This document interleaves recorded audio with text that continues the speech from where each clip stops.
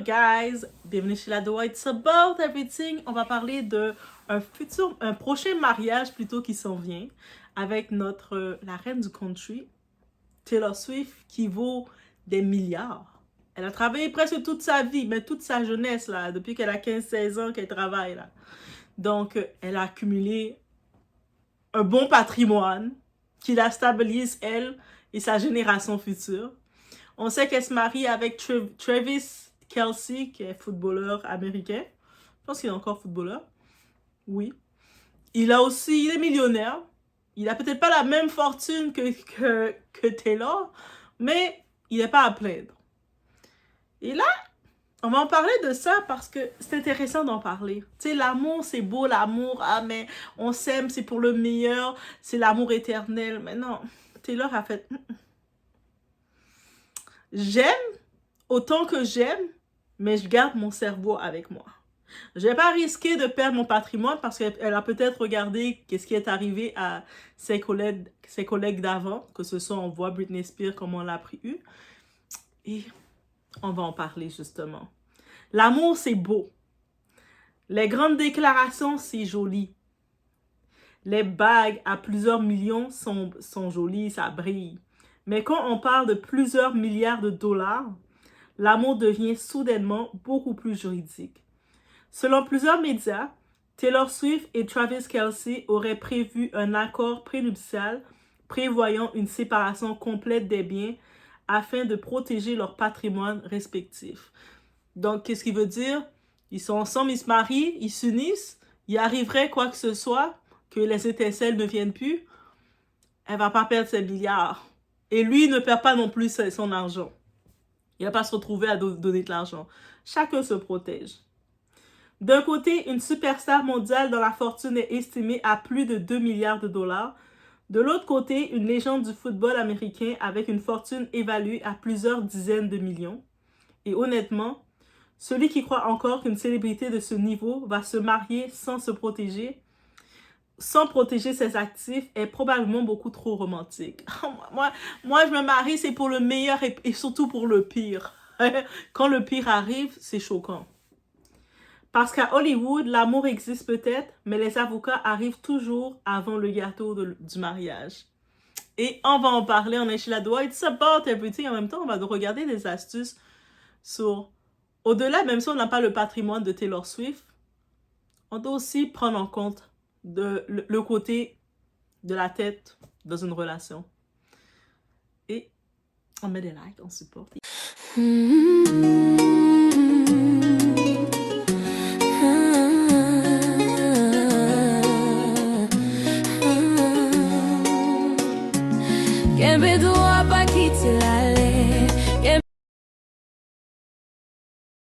Donc, d'après les informations relayées dans les médias, l'accord viserait à maintenir une séparation complète des patrimoines. Autrement dit, ce qui appartient à Taylor reste à Taylor. Ce qui appartient à Travis reste à Travis. Aussi simple que ça. Clair, sans ambiguïté. Il n'y a pas question que après tel nombre d'années, tu vas devoir me donner tel montant. Non. Chacun garde son argent et c'est tout. Et contrairement à ce que certains imaginent, ce type d'accord est extrêmement fréquent chez les célébrités, les entrepreneurs et les personnes possédant d'importants patrimoines. Pourquoi? Parce qu'ils ont souvent construit leur fortune bien avant leur mariage. Et puis moi, je crois en cette idée. T'imagines que tu as fait ton argent avant de te marier ou quoi que ce soit. Tu as travaillé dur, tu as fait tes sacrifices, tu t'es arrangé, tu as fait ton argent. Quand tu te maries, l'autre personne arrive, il prend tout. Il dépouille. On parle des tournées, des contrats publicitaires, des entreprises, des investissements, des années de travail, des sacrifices, des risques financiers. Alors, lorsqu'une personne possède déjà des centaines de millions, voire des milliards pour Taylor, elle ne veut généralement pas laisser le sort de son patrimoine dépendre d'un éventuel conflit futur. L'amour, c'est beau. Oui, c'est beau. C'est sûr qu'on entend contrat prénuptial, on se dit, mais ça, c'est pas romantique, ça, les contrats. C'est l'aspect protect. Il faut se protéger continuellement. Et soyons honnêtes, les histoires d'amour changent. Les émotions changent. Aujourd'hui, je t'aime. Demain, je ne sais plus. Après-demain, je t'aime plus. Les promesses changent. Je vais être toujours là pour toi jusqu'au jour où être toujours là pour toi devient je suis trop là pour toi. J'ai besoin de mon espace. Mais un contrat reste un contrat. On parle du mariage. Est-ce que c'est un amour ou un partenariat? Voilà le débat que beaucoup de gens refusent d'avoir. On nous vend souvent le mariage comme un conte de fées. Vous savez, les contes de Disney, la princesse qui est endormie et puis le prince, il arrive, il sort du brouhaha du brouhaha de la cité et puis il vient réveiller la princesse. Viens dans ma cité, bébé! Et la princesse court. Je me rappelle plus si c'est comme ça les contes, ça fait tellement longtemps que j'ai plus lu les contes. Dites-moi, non, c'est pas comme ça les contes. Si c'est pas comme ça, on va créer des contes comme ça. Bref. La robe, les fleurs, les photos parfaites, ils vécurent heureux pour toujours, mais juridiquement, le mariage est aussi un contrat, un partenariat économique. Donc, quand on signe quelque chose, c'est un contrat, le mariage. Pourquoi on ne peut pas le traiter comme une business aussi? Deux personnes mettent en commun du temps, des ressources, des projets, parfois des entreprises, des investissements, des propriétés, des héritages, des enfants qui vont finir par venir. Et Taylor n'est pas pressée. Elle le fait dans son temps. Elle ne s'est pas pressée comme ses autres collègues de vite, il faut que je cours faire un enfant parce que j'ai la trentaine. Non. Elle va faire son mariage, elle fait son contrat, elle protège son patrimoine. Et quand elle va être mariée, elle a fini de porter la robe blanche, elle va nous annoncer elle va nous annoncer l'enfant. Hey, on peut dire tout ce qu'on veut de Taylor, mais elle respecte le temps qui doit être respecté. Ignorer cet aspect financier ne le fait pas disparaître. Au contraire, c'est souvent lorsqu'on refuse d'en parler que les problèmes commencent. Les couples discutent de la décoration du mariage pendant des mois. Moi, je veux le mariage rouge, je veux rose, je veux jaune, je veux bleu. Par contre, ils évitent de parler d'argent pendant des années. Puis un jour, une séparation arrive et soudain, tout ce qui semblait romantique devient une bataille juridique. Et souvent, devinez quoi? Beaucoup de ces séparations sont dues à quoi? Le fait que vous n'avez pas parlé des finances tout début. Mon avis. Personnellement, j'aime l'idée d'un accord clair parce qu'il évite justement les mauvaises surprises. Il évite les interprétations. Il évite les guerres interminables devant les tribunaux. C'est-à-dire qu'eux autres se marient, vont faire un beau mariage, on le sait déjà. On va voir qui va inviter. On sait que ça va être une histoire, ça va être le Congo, ça, le gossip de l'heure. Mais s'ils décident qu'ils veulent se séparer, il n'y aurait pas un long procès là. Le contrat est là, chacun retourne de son côté. That's it. À part qu'ils ont décidé de créer des entreprises ensemble, là, il va y avoir une séparation avec ce qu'ils vont créer ensemble pendant le mariage. Sinon, c'est chacun sait où il met les pieds dès le départ. Donc, c'est ça l'assurance de leur mariage. Et c'est encore mieux pour eux. Là, ils vont pouvoir se focusser sur tout le reste de leur couple, sans avoir des mauvaises surprises. Chacun sait où il met les pieds et surtout, personne ne peut prétendre avoir été trompé plus tard. Maintenant, là où le débat devient intéressant, c'est ce qui se passe après des années de mariage. Parce qu'une chose est certaine, sortir d'un mariage sans rien du tout, après avoir consacré des années à construire une famille ou à soutenir un conjoint, n'est pas une situation que beaucoup jugeraient équitable. Si une personne abandonne sa carrière pour élever les enfants, si elle participe indirectement à la réussite de son partenaire, si elle contribue à bâtir une vie commune pendant des décennies, la question de la protection financière devient plus complexe qu'un simple « chacun repart avec ce qu'il avait ». C'est d'ailleurs pour cette raison que les accords prénuptiaux sont souvent détaillés et prévoient différentes situations. Et on va aller dans une autre réalité qu'on parle très peu. Et cette histoire soulève aussi une question que beaucoup évitent d'aborder avant le mariage. L'état réel des finances de son partenaire. Est-ce qu'ils vous ont parlé? C'est beau de parler, moi bébé, j'aime que tu me prépares telle nourriture, moi j'aime telle position, moi j'aime ci, moi j'aime ça. Mais est-ce que vous parlez de votre état financier à votre partenaire quand vous voulez du sérieux? Que vous envisagez du sérieux? Parce qu'on parle souvent de partager les biens, mais beaucoup moins de partager les dettes. Là, on parle plus au niveau de Taylor, on parle à notre niveau, guys. Les travailleurs comme vous et moi, les personnes classe moyenne qui n'ont pas des millions dans le compte en banque. Mais peut-être vous avez des millions dans votre compte en banque. I'm sorry, j'ai généralisé. Bref. Or, certaines personnes arrivent dans une relation avec un lourd passif financier. Il faut aussi savoir que l'école, ce n'est pas l'école de la vie, et ce qui a manqué à l'école, et puis on est conscient, on le subit, l'éducation financière.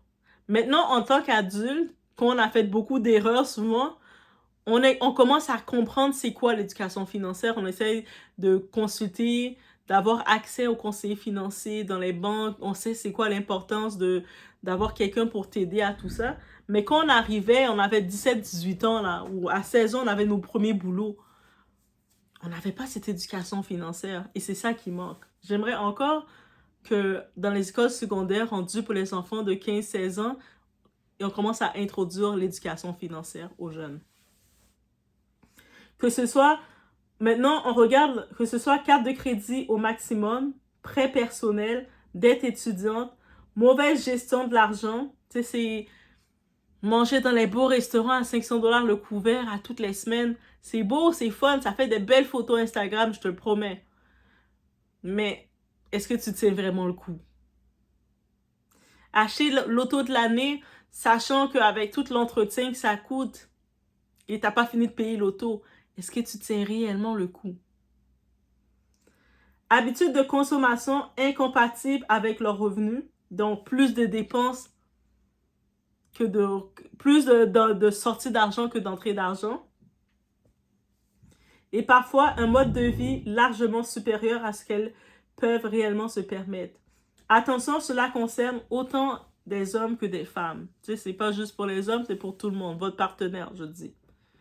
Mais il existe effectivement des situations où certaines personnes voient le mariage comme une solution à leurs difficultés financières plutôt que comme un véritable projet de vie à deux. Certaines personnes, elles savent que financièrement, c'est très chaud. C'est peut-être pour ça qu'ils ont besoin de chercher autant de distractions, de stimulation. Donc, quand ils vont tomber sur un partenaire qui a son affaire, qui tient la ceinture, qui fait son petit budget, qui a des économies, même si les économies, ça peut être pour l'enfant du partenaire, même si c'est pour ses projets, il va s'accrocher à ça. Parce qu'il se dit, comme ça, si j'y arrive plus, je vais pouvoir compter sur mon partenaire. Faites attention à ça aussi. Il existe effectivement des situations où certaines personnes voient le mariage comme ça. Et puis, on doit être conscient de ça. C'est pour cela qu'avant de dire oui, il est essentiel de connaître la réalité financière de son partenaire. Pas seulement son salaire. Ah ben oui, il fait 3 000 $ par mois, il fait 5 000 par mois. Mais ses cartes de crédit sont au maximum. Plus, il a des prêts et des dettes un peu partout. Maximum avec les relevés de paiement. Le 5 000 qu'il fait par mois, il a peut-être 7 000 $ de prélèvement. Donc, il vit vraiment au bord du gouffre. Vous comprenez? Donc, le salaire, c'est pas suffisant. Mais il faut aussi savoir ses dettes. Je ne dis pas de le laisser parce qu'il a des dettes. On a tous des dettes. Mais d'être au courant. C'est important d'être au courant, de savoir, je suis prête à aller dans ça. De comprendre aussi ses habitudes de dépenses. Vous êtes avec quelqu'un qui a aucun contrôle. Aucun contrôle de dépenses. Il a des habitudes extravagantes. C'est-à-dire que si vous étiez capable tout seul de vous gérer, tout seul, vous étiez capable de contrôler votre budget pour arriver à l'épicerie, ça vous coûte environ 180 $ par semaine. Là, vous êtes avec quelqu'un qui tous les jours, il mange son steak, tous les jours, il fait ses trucs, lui, c'est 500 $ par semaine d'épicerie. Vous n'avez pas le même type d'habitude.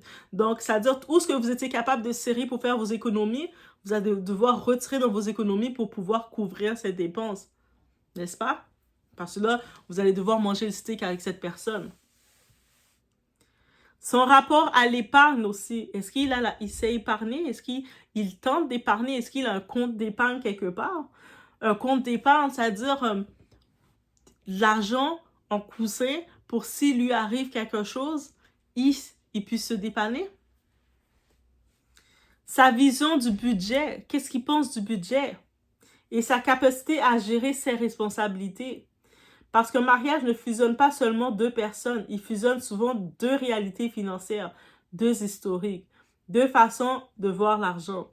Et lorsque l'une des deux personnes est très stable financièrement, il est normal qu'elle cherche à comprendre la situation de son futur conjoint. Ce n'est pas forcément de la cupidité, même s'ils vont essayer de manipuler. On les connaît, les Zach Makwessa, là. Ils vont essayer de dire, ah ben là, t'es cupide, toi. Mais on est ensemble, bébé. Pourquoi tu veux calculer mes dépenses? Pourquoi tu veux savoir c'est quoi, combien je dois? Donne-moi seulement, donne-moi ta carte bébé, là, c'est beau. Il est en train de créer des dépenses. Vos économies que vous avez pris 10 ans à garder dans votre compte, vous voyez que c'est presque rendu dans le rouge. Même votre banquier vous appelle pour dire, mais qu'est-ce qui se passe? Ça fait 10 ans que tu économises. Et là, pourquoi ça descend comme ça? Ah, mais parce que j'ai un nouveau partenaire. Hein? Pardon. Ce n'est pas forcément de la cupidité. C'est aussi de la prudence. Et souvent, quand on pense amour, on se dit qu'on ne doit plus avoir de prudence, on ne doit plus raisonner. Notre discernement, on doit jeter ça. C'est comme si on ne peut pas associer être en couple avec quelqu'un et discernement ensemble. C'est ça que je ne comprends pas. Cependant, il faut également faire la différence entre vouloir bâtir un projet équitable à deux et vouloir mesurer constamment ce que l'autre possède pour en tirer avantage. Et il y a des gens qui vont vous voir économiser, vous voir là. Ils sont en train de savoir qu'est-ce que vous avez et quand ils vont pouvoir avoir accès à ça. Une relation saine ne devrait pas être basée uniquement sur les calculs financiers, mais ignorer complètement l'aspect financier d'un mariage peut parfois coûter très cher. L'amour est important, la confiance aussi. Mais la transparence financière l'est tout autant. Ce n'est pas une question de milliardaire ici. Souvent, lorsqu'on entend parler d'accords prénuptiaux, de protection d'actifs et de séparation des biens, certains répondent immédiatement. Oui, mais ça c'est pour les riches. Hein? Je ne suis pas totalement d'accord. Bien sûr, lorsqu'on possède des milliards comme Taylor Swift, protéger son patrimoine est une évidence. Mais cette réflexion devrait aussi exister dans notre réalité quotidienne, guys.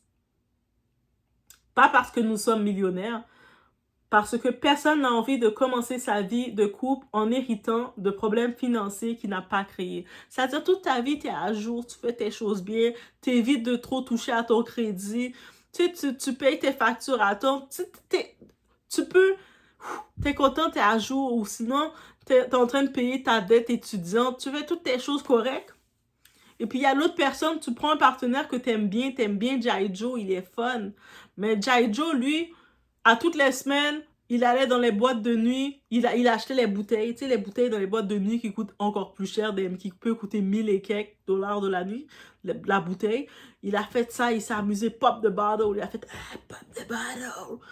Il achetait les vêtements de marque, tu l'as vu, c'est pour ça que ça t'a attiré, quand tu regardais son profil, il avait l'air d'être bien, et quand tu t'es retrouvé avec lui, tu te rends compte, finalement, il n'était pas si bien que ça. Mais c'est ça. L'objectif n'est pas de protéger des millions, l'objectif est parfois simplement d'éviter des années de stress, de conflits et de dettes. Parce que croyez-moi, là, vous avez beau dire « Ah, mais je l'aime, Doa, peu importe, même si on n'est pas compatible financièrement. » Et quand je dis compatible financièrement, c'est que vous êtes trop deux opposés financièrement. Ça va créer des clashs. Pendant que toi, tu as passé ton temps à économiser, à faire tes sacrifices, l'autre personne, la même journée, il a dépensé toute sa paye. Et quand il a dépensé sa paye, mais il se tourne sur toi pour que tu puisses l'aider. Tu vis avec lui. Of course que tu dois l'aider. C'est-à-dire tes sacrifices que tu as faits, tu t'es privé pour rien finalement. Donc, ça va te peser, ça va créer du stress, l'anxiété. L'amour ne va pas suffire. Je pense notamment à une connaissance qui avait accepté de consolider les dettes de son fiancé afin de l'aider à repartir sur de meilleures bases avant le mariage. Tout pour l'amour. L'amour avant tout. Il faut se sacrifier pour l'amour. Hein? Si tu veux te marier, faut payer les dettes de ton partenaire limite. Sur le papier, cela semblait être un geste d'amour, un sacrifice pour construire un avenir commun. Mais dans la réalité, elle s'est retrouvée avec une énorme pression financière sur les épaules. Entre les crédits, les départements de crédit qui l'appelaient elle maintenant parce qu'elle avait consolidé toutes les dettes de son gars. Donc, c'est elle qu'on appelait pour faire les ententes de paiement, pour les remboursements. Il y a le stress, les inquiétudes constantes. Elle se retrouvait dans 2 boulots, 3 boulots en même temps à faire des overtime. Elle n'était pas bien. Elle était même à un moment en train de se dire, est-ce que ça en vaut le coup? Mais tu sais, mariage avant tout. C'est important le mariage. Hein? C'est à la femme de prouver à l'homme qu'il en vaut le coup. Qu'elle en vaut le coup. Qu'elle est de ride or die. Et puis pendant tu la vois épuisée, puis tu vois le gars, il se promène, il s'amuse. En plus, ce type-là, il a osé, même après le mariage, qu'est-ce qu'il lui a dit? Tu sais quoi? Même si je me marie avec toi, j'aime ça. Je vais pas te tromper, bébé.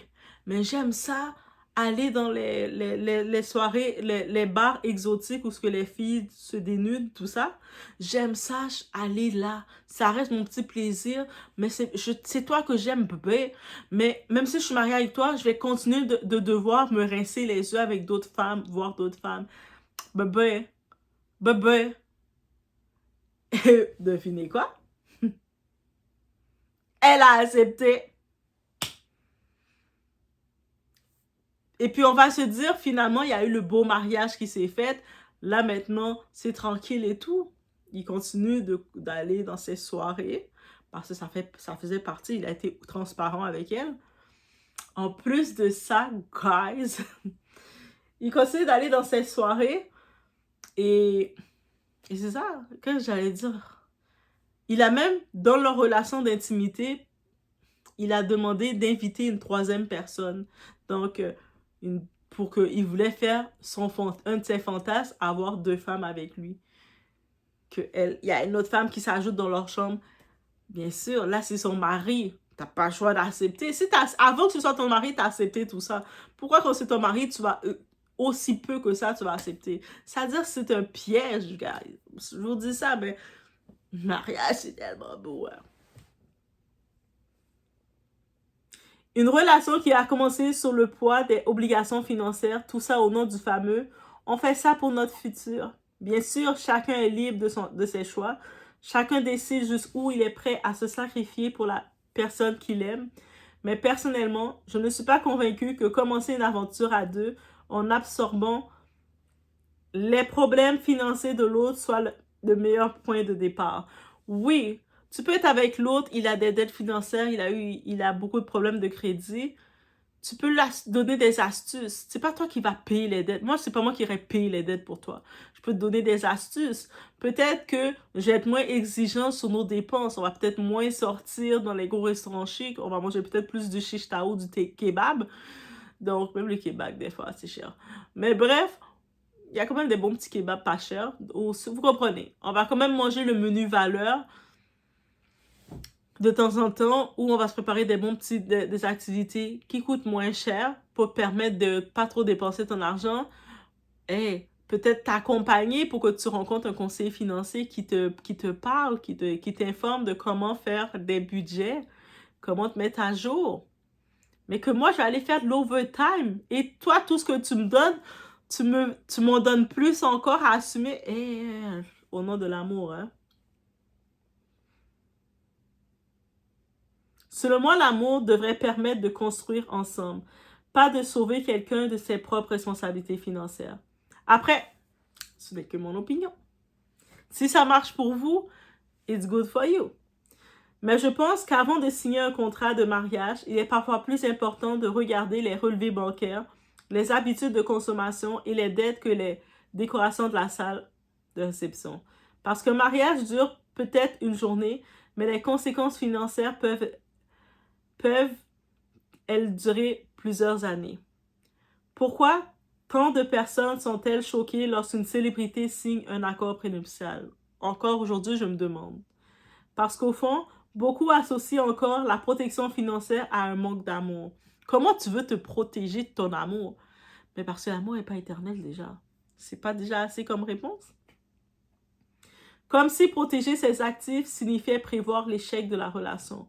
Pourtant, on assure sa voiture, n'est-ce pas? Quand vous achetez une voiture, vous n'avez peut-être pas le choix de l'assurer, mais vous l'assurez. Vous achetez une maison, vous l'assurez. Vous avez des biens de valeur, vous le mettez dans vos assurances. Pourquoi? Est-ce que vous comptez, quand vous achetez quelque chose de cher, vous comptez le briser? Non, mais vous savez que s'il arrive de quoi, ça serait dommage de perdre tout votre investissement.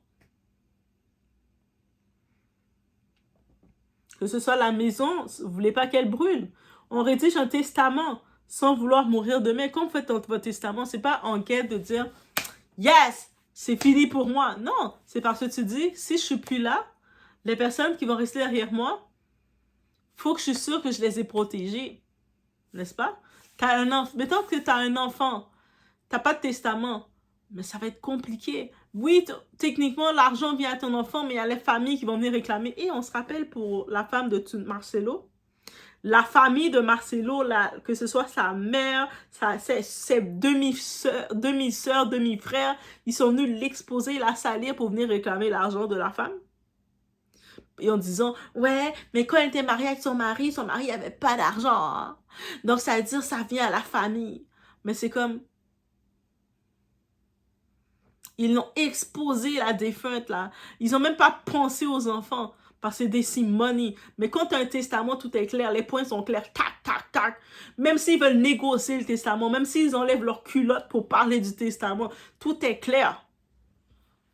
Parce que quand il s'agit de l'argent en cours, il y a des intérêts, oublie ça, là. L'enfant que vous avez fait de votre petit bout de chou, même si vous dites, ah, mais j'ai du monde là, la famille, ils vont s'en occuper. Ils s'en foutent de ton enfant, hein? Pardon. Prévoir un scénario difficile ne signifie pas qu'on le souhaite. Cela signifie simplement qu'on reconnaît qu'il est possible. Et lorsque des milliards sont en jeu, cette réflexion devient plus inévitable. Et même quand on n'a pas des milliards comme nous, il y a des assurances que c'est important de penser à prendre. Par exemple, il y a une assurance, la protection contre les maladies graves. On sait qu'il y a beaucoup de cas de cancer, beaucoup de cas qui arrivent. De prendre une maladie grave, sachant que si tu comptes sur ton travail pour toujours te dépanner, mais tu arrives, tu as un cas de maladie grave, un diagnostic, et tu te retrouves à faire des thérapies en chimio et tout ça. Donc, il y a beaucoup de dépenses qui vont venir. Et il n'y aurait plus l'entrée de ton travail parce que tu vas perdre ton mesure d'aller travailler. Guess what? Des cas là, ça vaut la peine, hein? C'est pas qu'on souhaite que ça arrive, mais on se protège. Que l'on aime ou non les accords prénuptiaux, ils font aujourd'hui partie de la réalité des grandes fortunes. Taylor Swift et Travis Kelce ne sont probablement ni les premiers ni les derniers à vouloir protéger ce qu'ils ont construit avant leur union. Et dans un monde où les divorces peuvent coûter des centaines de millions de dollars, beaucoup considèrent cette précaution comme du bon sens plutôt que du pessimisme. La vraie question n'est peut-être pas de savoir s'ils s'aiment, la vraie question est de savoir si l'amour doit empêcher les gens de prendre des décisions financières intelligentes. On dirait que c'est juste les riches en amour, ils sont intelligents.